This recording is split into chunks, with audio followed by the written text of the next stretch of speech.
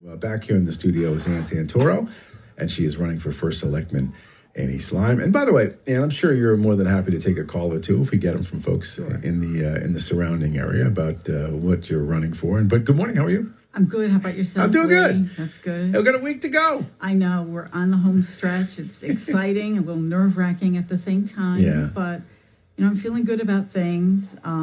I wanted to come on the show again, and thanks for having me. Just to remind people to please get out to vote. Yeah. It's probably your direct line to representation, good representation.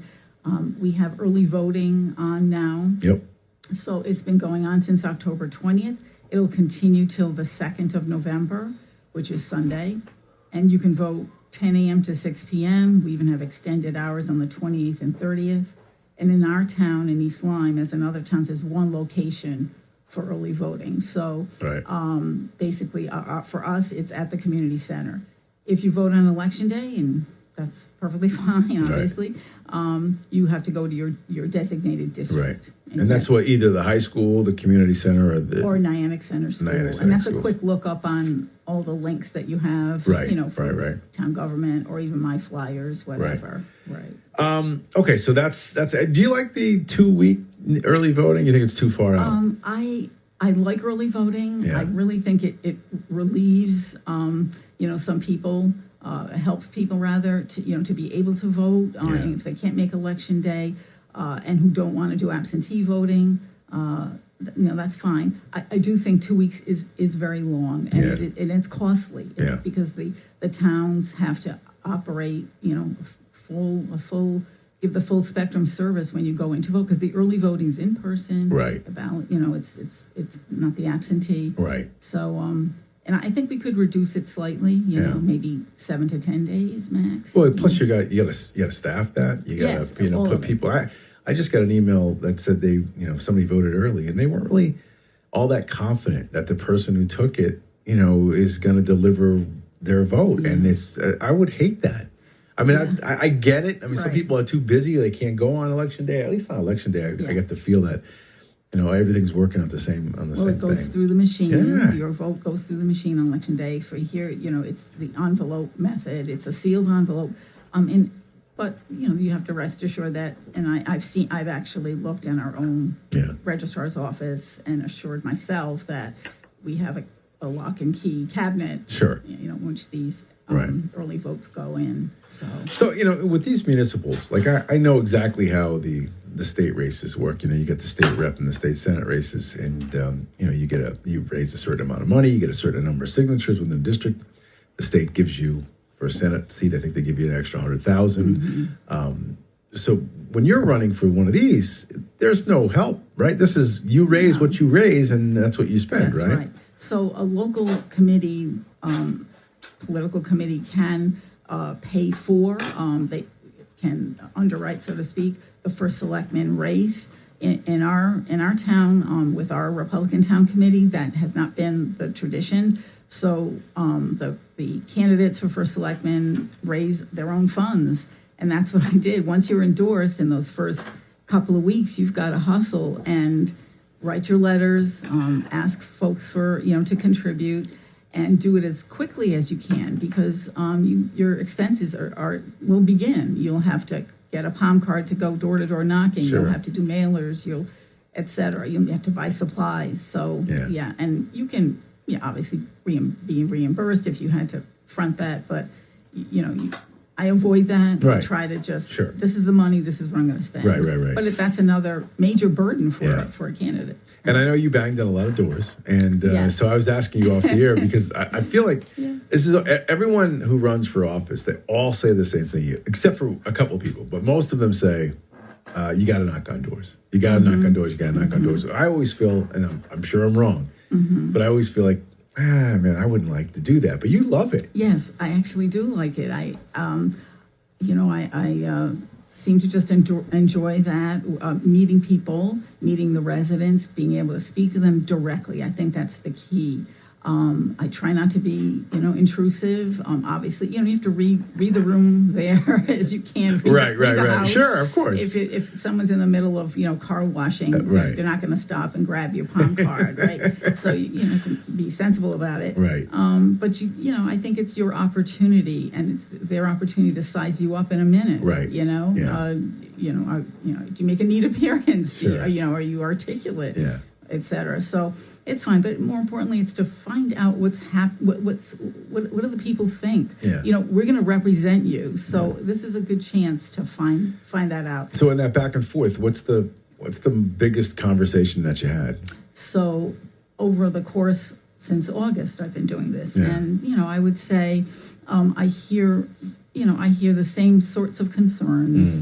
I think people are not thrilled with what has been happening in the last 2 years, and that's a kind of common complaint. Right. I do hear concerns about public safety. Do we have adequate coverage in our fire service? What's the story with staffing with police? And this is beyond all scandals and bad news that we're all quite aware of in East Lyme. People continue to be concerned about their taxes and the amount of increase in the mill rate. They're not adverse necessarily to seeing some increase, but the kind of increases they've been seeing. And then, of course, there's still concern about overdevelopment in Oswegatchie Hills. What's going to happen at Oswegatchie Hills? Has that even been addressed in the past 2 years? Yeah.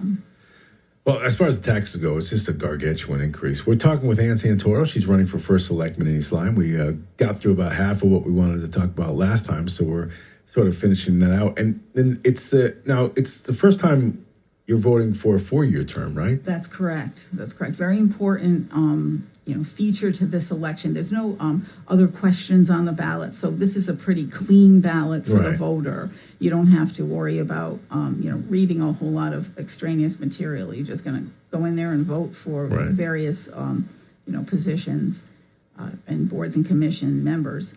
So, yes, in 2023, we had that charter change. There was a number of charter changes, and this was one of them, that the first selectman's position would be a 4-year term, and that we would begin to stagger, the positions on the Board of Selectmen. Ultimately, everyone will be in a 4-year term. Right. So this is the first year of that happening. So, running for the top spot, 4 years, and then there will be 2 other individuals who will also have 4-year spots, and you'll see them. I gave you a sample ballot, and you'll see that next to me is that next category of 4-year term candidates. Right. And those are actually, so this is by directive of the Secretary of State, those are actually sort of automatic positions to help balance with minority representation. So those 2 folks are actually guaranteed to be in. Yeah, this is just one way of getting the board underway with the 4-year terms. So Ann Ciccarello and Candace Carlson are guaranteed in? Yes. Okay. Yes. As a balancing, sort of balance out, no matter what happens. I mean, there could have been a choice by the Secretary of State to perhaps have, competitive races there, but that gets more convoluted and a little more difficult. And there is minority representation in East Lyme. Yes, because it's not in some places where they find out. I know. Right. So, I know. Yeah, we do have that, which is a very good thing. Okay. All right. So we don't have to spend a lot of time on this, but I am getting social media posts asking me to re-ask you this question again, and we had sort of covered it last time. But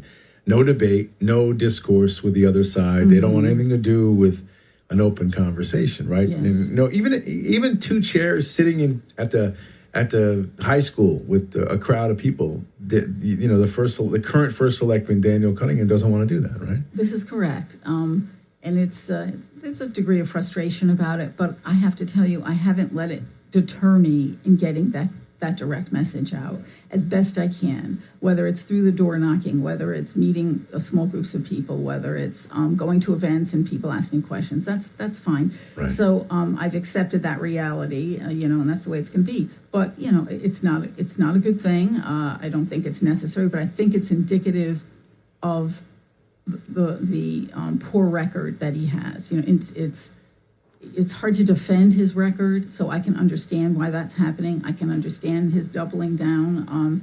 And I think I had shared with you a letter that Kevin Seary had written, Right. Which was published in the Connecticut Examiner. And that to me says so much, that we have to have the former first selectman of his own volition, this is not something I asked him to do, Right. who was so upset, and I got the text where he was upset that, there was a mischaracterization of his work on that Hathaway project and getting that open space secured. I was on the Board of Selectmen at the time. We all worked on that. Yeah. Kevin Seary was at the helm for those 2 years, navigating very difficult waters on that matter, and got us through it. There was a referendum in October of 23, and the people decided we should go out and bond and purchase that. And so, but yet, Mr. Cunningham made some other claims that this was really, he was responsible for the closing which happened in February of 24 after Mr. Seary was out. But the entire deal, making the deal, having the referendum, was totally finished. But basically taking credit for something you hadn't really done. Right. But and worse, mischaracterizing what had happened before. But this is the kind of thing that would have come out in a debate, right? Right. It's clear. I mean, the record is entirely clear. And if you read Kevin Seary's letter, it reads like a police report, doesn't it? I mean, it's very ex Right. state policeman, and so it definitely is all factual, and you cannot refute those facts. It's really pretty simple. I mean, if you're proud of what you've done, then you're more than happy to have an Absolutely. open discussion. If you're ashamed, or that there's going to be people who are going to poke holes in what you've done, and you don't want to do it, you want to hide as long as you can. Right, and this, I'm glad you've had me on again here, because this issue of openness and transparency and lack of responsiveness is what I see over again. And this is something that I know I will work hard. I will be open. This is a goal of mine, to have far more open government, Right. Far more videotaping of meetings, the information sessions we talked about last time, where people are able to be informed. So when they come to a public hearing, they have proper facts, and this is the way that you make better decisions. Right. And again, responding to things in a timely way. We've had. I worked directly on the short-term rental committee. I was the co-chair of it for that 14-month stretch of time.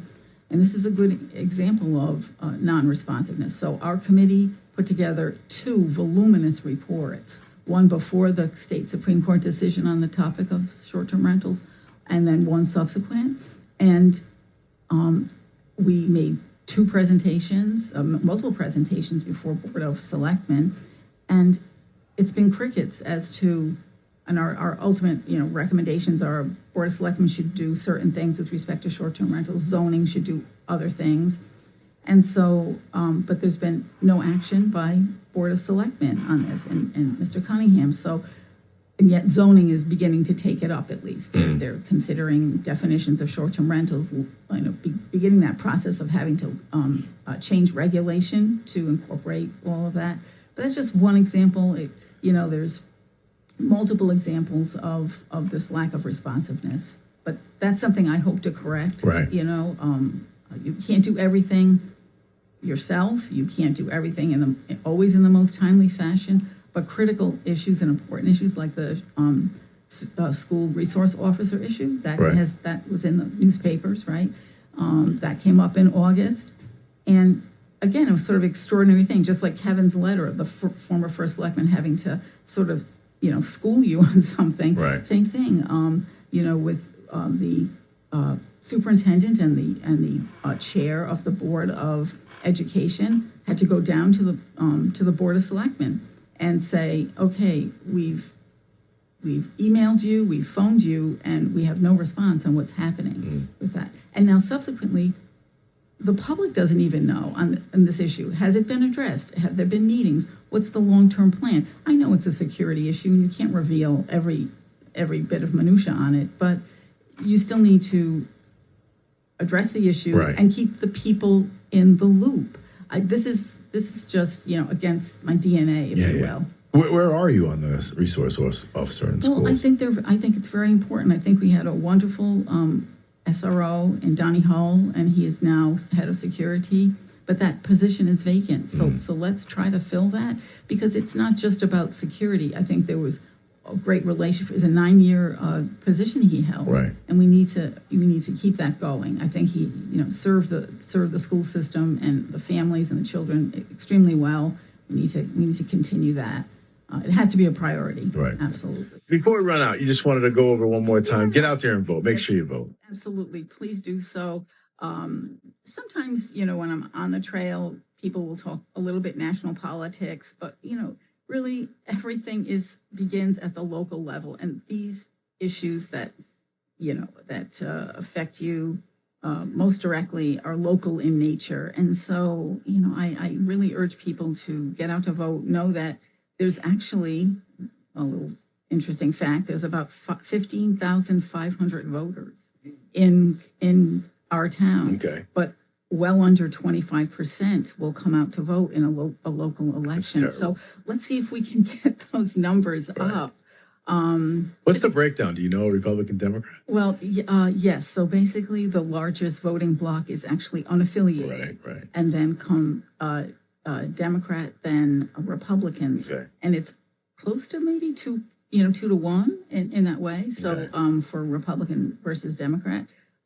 So all the more reason, please, as being the Republican candidate, please come out and support. Right. Yeah. And by the way, we have a great team. We're on row B, B for best, as I say. So, go out and support these people. And there will be a flyer this week, another mailer, not in part from me, but primarily from the Republican Town Committee, and with all the photos and names of those candidates, and where you can read about them, eastlymerepublicans.org. Very detailed bios. So I'm very proud of the group that I'm running with. Now, for the longest time, at least from my recent memory, for Mika, then you had Nickerson, then you had this hiccup. So, when do you think it went, or why do you think it went off the rails for a little while? It's not clear. I know when I lost in 23, did a little analysis, but the political mood, was don't vote Republican. Right. And we're in Connecticut. It's a very different, state in these ways. So I don't feel that same sort of onus and burden this time around. You will encounter some people that will, tell you, I'm sorry, I morally cannot vote for a Republican. So I don't know what that means. I don't even know what that means exactly. Very, very unfortunate. Yeah. And then on the other hand, there are people who will tell you, which is fabulous, I don't really agree with what's happening nationally, and I don't like the national politics, but you're local and I'll vote for you. So obviously they have that capability of separating, which we all need to have. All right. And do they go on Facebook? Where do they go to find more about you? So I would say, AnnSantoro.com is the landing webpage. I do have a Facebook page. And same for East Lyme Republicans. It's eastlymerepublicans.org. We have a great website. If you're wondering what the Republican values are, and how we're a very open tent, and those, you can take a look there. And then, of course, they have their own Facebook page as well. But AnnSantoro.com has all the info. Yes, all right. Yes, for this election. Good luck. Thanks so much. Good luck. Lee. Good luck. I appreciate it. All right. Thank you.